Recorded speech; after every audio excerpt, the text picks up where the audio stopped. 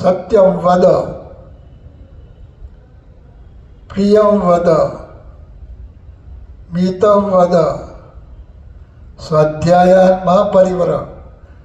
આ શબ્દો વાપરો છે કંઈક. આ સનાતન વાતો છે જે દુનિયાના બધા માણસોને માન્ય છે.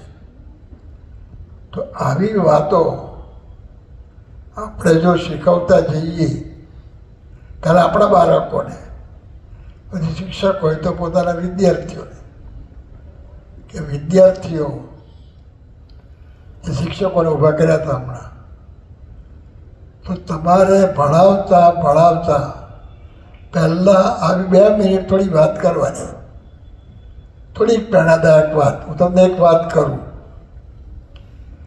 કે મુંબઈમાં કોરેગાંવ કે એ વિસ્તારમાં એક મહારાષ્ટ્રીયન છોકરો, એનું નામ મંગેશ માસ્કર, એ ઝૂંપડપટ્ટીમાં રહે.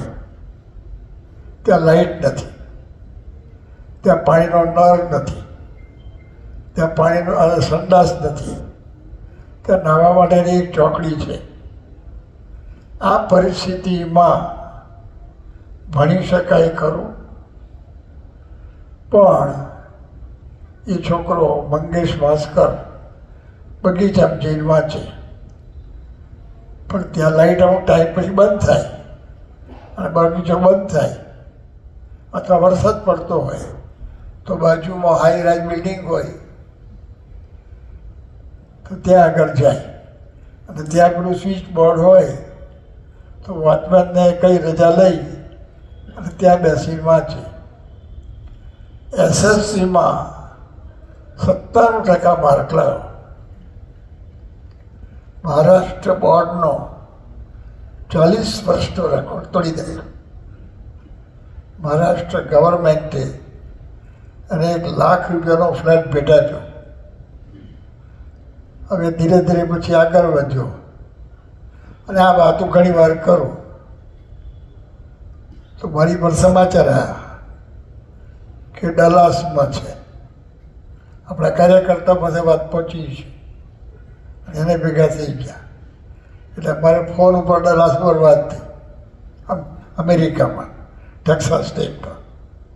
આ વખતે હું ગયો ત્યારે ત્યાં આવ્યા હતા, એનો દીકરો પણ આવ્યો હતો. એના દીકરાને ગીતા મોડે છે. પછી રોબિન્સન અક્ષરધામમાં પણ આવ્યો હતો. હમણાં હિંમતનગરમાં સમૂહ લગ્ન થયા એટલે મેં કહેવડાવ્યું કે ભાઈ આવું એક સમૂહ લગ્ન છે તો તમે કંઈ એક લગ્નના ₹1 લાખ ખર્ચો છે, અને કોઈની પાસેથી કશું લેવાનું નથી. જેને લગ્ન છે એની પાસેથી સંપૂર્ણ ફ્રીમાં આપણે 100 લગ્ન કર્યા હિંમતનગરમાં. તમે કહો કે તમારી કંઈ અનુકૂળતા હોય તો એમાં થોડી મદદ કરજો. અને 10 લગ્ન સ્પોન્સર કર્યા.